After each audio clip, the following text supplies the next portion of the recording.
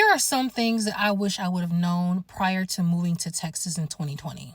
So I'm originally from Illinois. I used to live outside of Chicago in a suburb called Aurora. And, of course, states do different things, regulations, rules, laws, all of that are different. I'm aware of that, right? But, when you move to a different state, or even if you move somewhere within the same state, but you're moving to a different town or whatever, if you have children, you're looking for things, like what's the best neighborhoods, what's the best schools, job markets, surrounding areas, who has the best or good doctors. You're looking for those things. But there are some things in between that you really don't pay attention to or think to research until you come into that issue. So my son is 17 years old and we are trying to get his permit and then his license, right? Now, when I was in Illinois, and I don't know if the process has changed, it's been, quite some time since I have gotten my license, right? I'm 38 years old, so it's been some time. I don't know if the rules are different in Illinois, if they've changed since then, but what I remember, first of all, they offered driver's ed in Illinois. They offered driver's ed in school. They don't offer driver's ed here in Texas. I don't know if that's a Texas thing. I don't know if that's all over. You guys can comment down below and let me know. But they don't offer driver's ed. That was something that was really odd to me, but okay. So the process here is you have to get your permit first and then get your license. But there's a lot in between that you have to go through.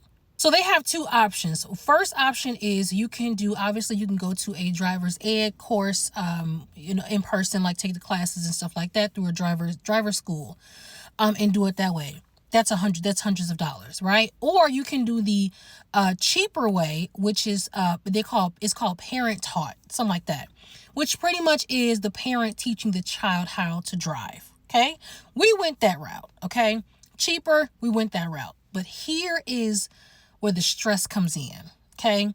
So first thing he has to do is he has to take a 6-hour course online. That was $85. Cool. He took that.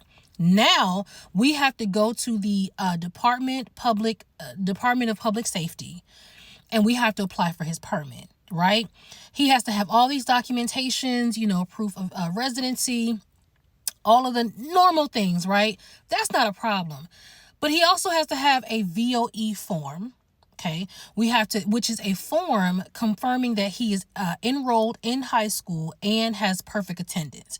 Had to get that from the school. Mind you, they're still on winter break. Luckily, I was able to email them and get the form. Okay, boom. Now I have to make an appointment to go up to the Department of Public Safety, make an appointment to apply for his permit. Okay. The next appointment they didn't have was not until February, next month. Today is January 5th. Okay. And then, right, there was no walk-ins. We tried to still go there to see if we can be seen. No, couldn't do that. Had to wait for my appointment. Got all my documentations, all my ducks in a row, just to get the permit. Some people may say, well, what's wrong with that? I'm used to just going up to the office, getting your permit, drive for a couple hours, not a couple hours, but you know what I mean. We had a little sheet, fill out your hours, take it to the office, get your license, boom. All of this paperwork, all of this make appointments, all of this extra shit, Jesus. This is just to get the permit. We ain't even gotten to the license yet, right?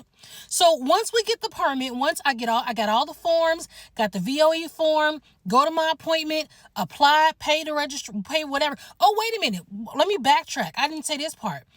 As the instructor, since I decided to do the parent taught as the instructor, I have to register with the state as his instructor, which was $20. Okay.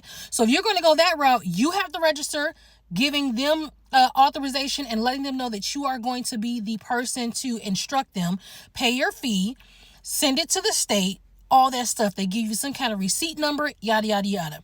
Then you go up to the DPS office, give them the forms, at your appointment, do all that, apply to get the permit, boom. Then after that, okay, we only just obtained the permit. He still has to do an 18-hour course or class, whatever. Okay, and on top of that, do the driving. I got to look at the form because they do give you the guide as the parent. They give you a guide to teach you, to let you know what you have to teach them during the driving portion, right? So he has to finish an either 18-hour course or I don't know, whatever. He still has to do more on top of the driving hours. Then make another appointment, have more forms to verify information to get the license, then get a certificate, then officially be issued the license. I'm moving back to Illinois because I'm not doing this with my daughter. When she becomes up, I'm not doing this. I'm not doing this. Why does it take all of this?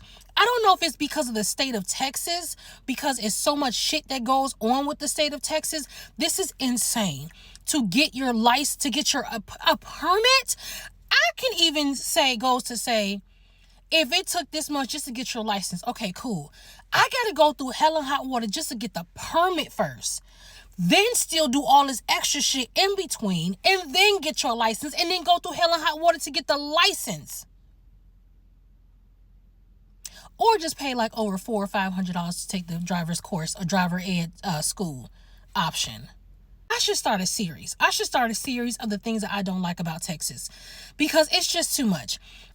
I'm so frustrated. Mind you, I have to take the time off. I have to use my PTO to take time off because they're only open Monday through Friday from 8 or 9 to 5. So I have to use PTO to get the time off to do these things. Mind you, because they have these new strict laws for school, right?